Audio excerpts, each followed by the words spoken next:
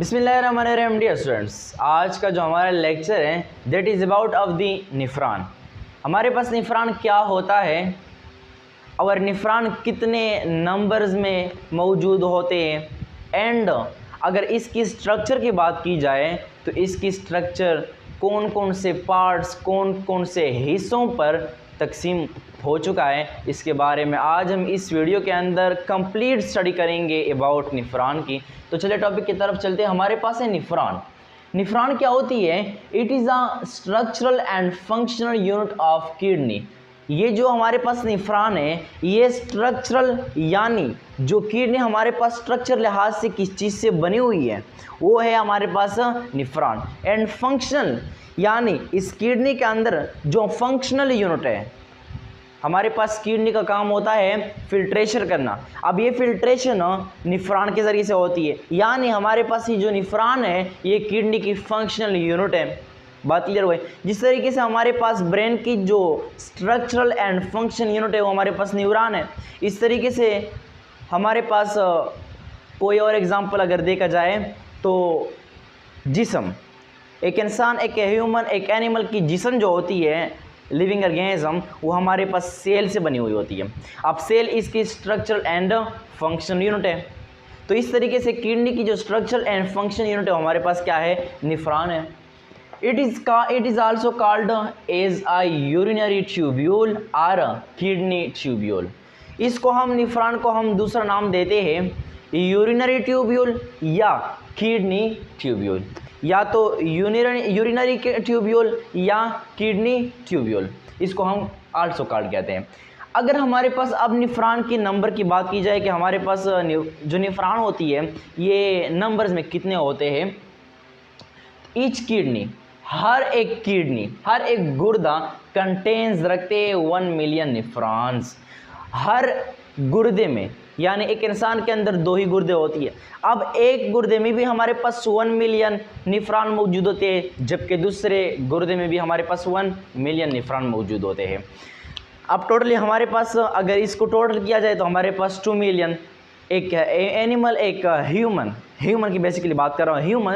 एक ह्यूमन के अंदर जो गुर्दे होती है, गुर्दे में जो निफ़रान होती है, इसकी तादाद आप कह सकते हैं कि हमारे पास क्या है? 2 मिलियन है। अब एग्जैक्ट ऐसा नहीं होगी कि हमारे पास 2 मिलियन से ना एक और ज़्यादा होगी ना एक कम, नहीं, मैं ऐसे ही बात कर रहा हूँ अंदाजे से कि हमारे पास जो साइंटिस्ट ने नंबर्स बताए हैं वो हमारे पास कितने हैं? हमारे पास 1 मिलियन एक गुर्दे के अंदर, दूसरे की भी 1 मिलियन, तो हमारे पास 2 मिलियन बन गए।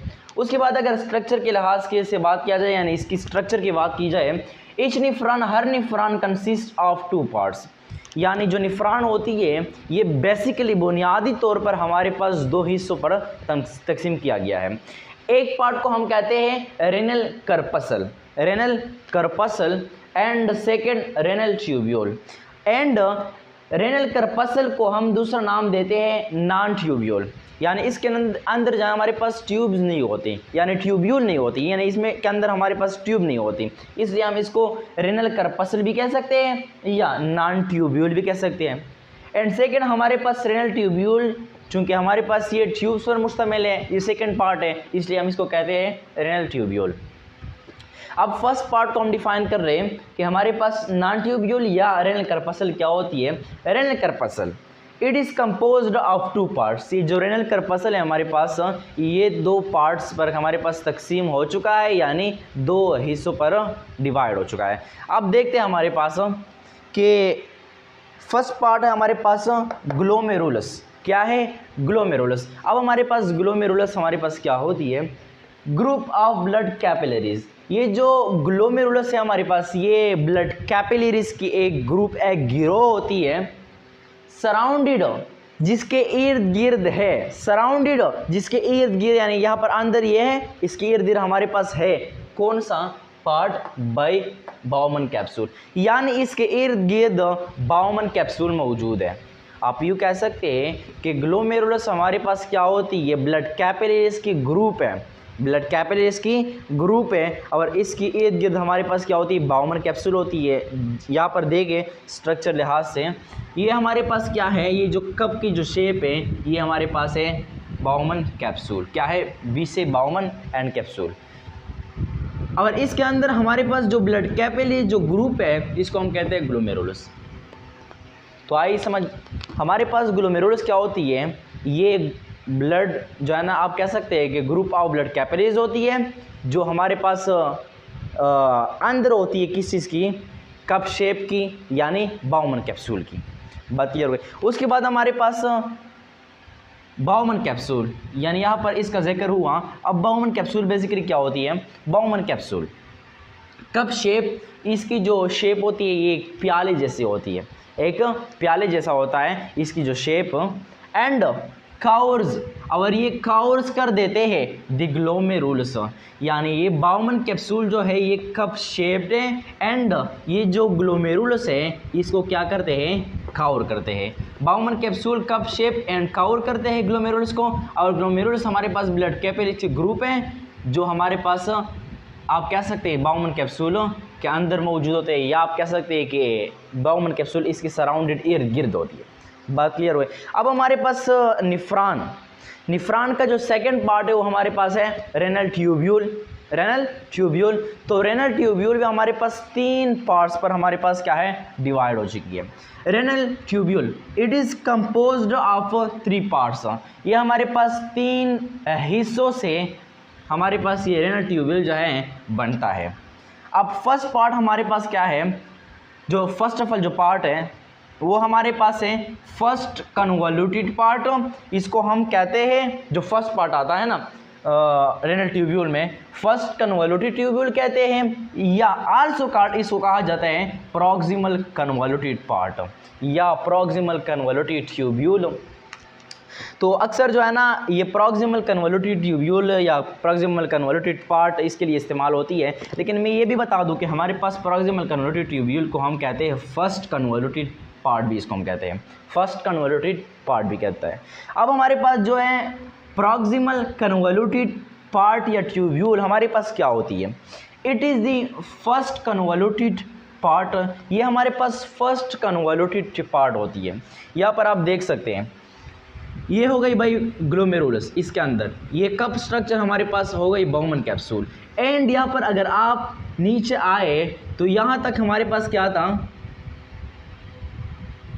रेनल करपसल थी, रेनल करपसल। अब हमारे पास रेनल करपसल के बाद आता है हमारे पास रेनल ट्यूब्यूल। और रेनल ट्यूब्यूल में फर्स्ट ऑफ ऑल जो पार्ट है वो है हमारे पास प्रॉक्सिमल कन्वोल्यूटेड ट्यूब्यूल। अच्छा, प्रो का मतलब होता है नियर, यानी ये बाउमन कैप्सूल की क्या होती है? नियर होती है, नज़दीक होती है, इसको हम इसलिए प्रॉक्सिमल कन्वोल्यूटेड ट्यूब्यूल कहते हैं। अब देखिए हमारे पास ये प्रॉक्सिमल कन्वोल्यूटेड ट्यूब्यूल हो गई, प्रॉक्सिमल कन्वोल्यूटेड ट्यूब्यूल हो गई, ये हमारे पास फर्स्ट पार्ट है। उसके बाद प्रेजेंट नियर बाउमन कैप्सूल, जो बाउमन कैप्सूल के नज़दीक हमारे पास क्या है? मौजूद है। इसलिए मैंने कहा कि प्रो का मतलब होती है near to Bowman capsule. Bowman capsule को हमारे पास क्या होती है? ये जो प्रॉक्सिमल कन्वोल्यूटेड ट्यूब्यूल होती है, पार्ट होती है, हमारे पास नज़दीक होती है किस चीज़ की? किस चीज़ को? बाउमन कैप्सूल को।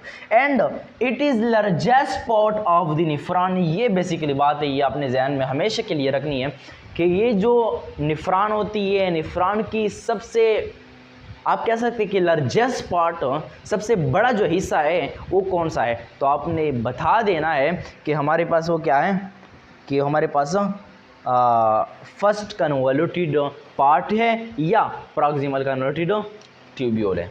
बात हो गई क्लियर ना? अब हमारे पास आता है सेकंड पार्ट। क्या? Second part.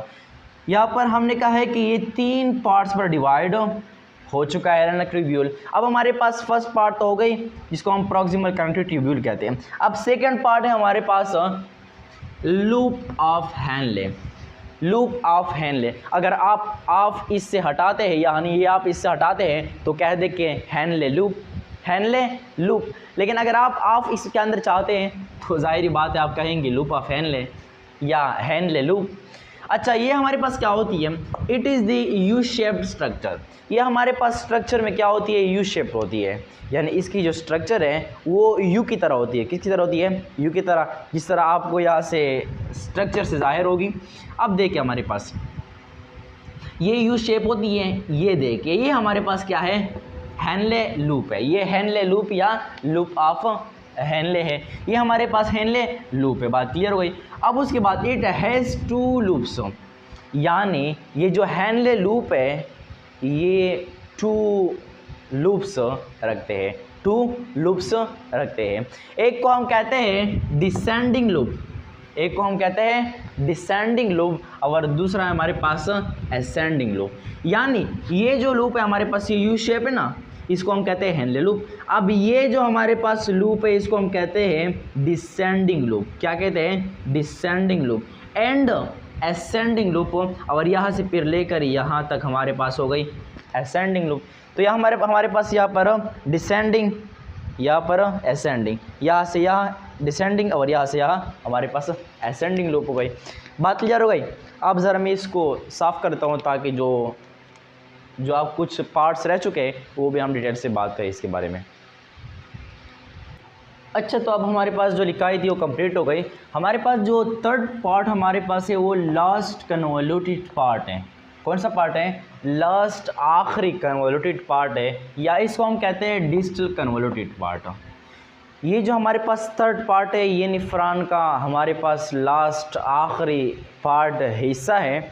यहाँ पर आप स्ट्रक्चर के लिहाज से देख सकते हैं कि हमारे पास ये लूप ऑफ हेनले हो गई और उसके बाद हमारे पास आ गई डिस्टल कन्वोल्यूटेड ट्यूब्यूल या लास्ट पार्ट ऑफ कह सकते हैं निफ्रान, या आप कह सकते हैं कि लास्ट कन्वोल्यूटेड पार्ट। तो ये हमारे पास है distal convoluted part. It is the most distal portion of nephron. ये हमारे पास निफ्रान की जो है ना आखिरी लास्ट डिस्टल पोर्शन है निफ्रान का, हमारे पास डिस्टल कन्वर्टेड ट्यूब्यूल। डिस्टल का मतलब होता है कि हमारे पास दूर, यानी ये बाउमन कैप्सूल से दूर होता है, या आप कह सकते हैं कि डिस्टल का मतलब होता है आखिरी, कि ये जो है ना लास्ट पार्ट ऑफ निफ्रान है।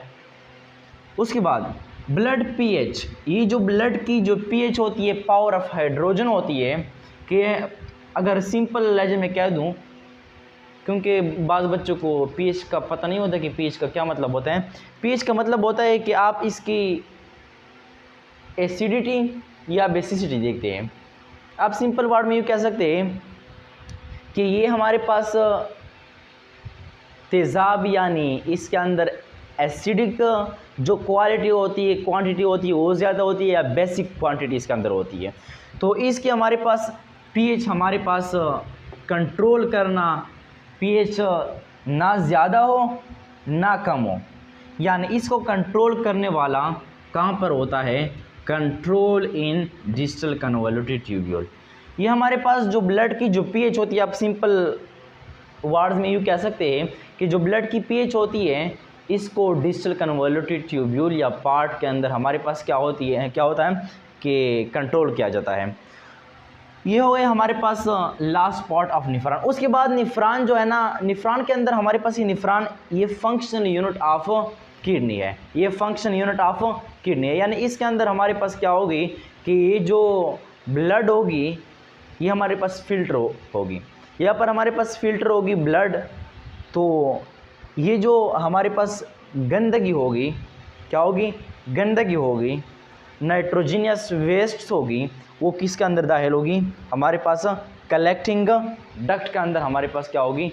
ये दाखिल होगी कलेक्टिंग डक्ट के अंदर। तो उसके बाद हमारे पास आता है collecting duct. It is the largest duct, ये हमारे पास लार्जेस्ट सबसे बड़ी नाली होती है। स्टार्ट्स जो शुरू होती है फ्रॉम कॉर्टेक्स। अगर आपने लेक्चर नंबर 9 को गौर से देखा हो तो इसके अंदर हमने एक बात की थी कि ये जो किडनी की जो कॉर्टेक्स जो पार्ट है ये हमारे पास डार्कर होती है। लेकिन डार्कर क्यों होती है? मैंने आप लोगों से कहा था कि मैं वो जब निफ्रान आप लोगों को पढ़ाऊंगा तो इसके अंदर मैं ये बात क्लियर करूंगा। तो ये इसलिए होती है कि इसमें हमारे पास कन्वोल्यूटेड ट्यूब्यूल होती है। क्या होती है? कन्वोल्यूटेड ट्यूब्यूल होती है। एंड इसके अंदर रेनल करपसल होती है। यानी आप कह सकते हैं कि ये रेनल करपसल हो गई और ये हमारे पास क्या हो गई? कन्वोल्यूटेड ट्यूब्यूल यहाँ तक हमारे पास, एंड यहाँ से फिर लेकर यहाँ तक हमारे पास ये क्या है? कन्वोल्यूटेड ट्यूब्यूल है। ये नहीं आना भाई, ये इस कन्वर्टेड ट्यूब्यूल के अंदर नहीं आता। अब हमारे पास ये जो है कन्वर्टेड ट्यूब्यूल, ये कन्वर्टेड ट्यूब्यूल, ये प्रॉक्सिमल, ये डिस्टल कन्वर्टेड ट्यूब्यूल, इसको एंड रेनल करपसल की वजह से, चूँकि ये हमारे पास कॉर्टेक्स के अंदर मौजूद होती है, इसलिए हमारे पास ये क्या होती है? कार्टेक्स की जो कलर है हमारे पास डार्कर होती है। क्या होती है? डार्कर होती है। एंड हमने कहा था कि जो मेडुला होती है, मेडुला ये the position of blood vessels and loop of Henley से हमारे पास क्या होती है बन, यानी ये जो मेडुला होती है किडनीज के अंदर, ये loop of Henley and blood vessels के ज़रिए से हमारे पास क्या होती है? बनती है। मेडुला के अंदर जो पिरामिड्स थे, पिरामिड्स की बात कर रहा हूँ, मेडुला मुकम्मल कंप्लीट मेडुला नहीं, इसकी बात नहीं कर रहा हूँ, बल्कि हमारे पास जो पिरामिड्स थे ये deposition of blood vessels and loop of Henley से हमारे पास बनते थे। बात क्लियर हो गई?